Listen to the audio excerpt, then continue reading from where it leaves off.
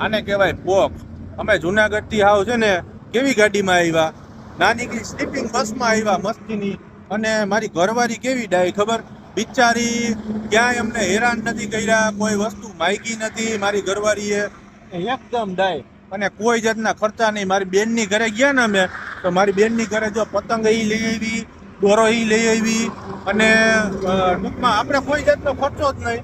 અને બધું ટૂંકમાં હાવ શાંતિથી બધું આમ વગર ખર્ચાનું કામકાજ છે. એટલે અમારા ઘરવાળા છે ને એકદમ ડાયા છે, કાંઈ ઉપાધિ વગરના છોકરાય ડાયા, કાંઈ ઉપાધિ નહીં. આને તો પતેડી ખાઈ આ ડેકી આખી ભરી દીધી સામાનની, અને 800-1600 રૂપિયાનો કિલો જેવા પોક લીધો. આને ક્યાંય ઉપાડા લેવામાં બાકી નથી રાખ્યું, ત્યાંથી હાવ આમ મગજ ફેરવી નાખ્યો મારો. બાકી જો કેવા ડાયા, જો પોક છે ને 800 રૂપિયાનો કિલો છે, હવે એટલો રહ્યો, કોઈ આમ ખર્ચા ન કરાવે ખોટા.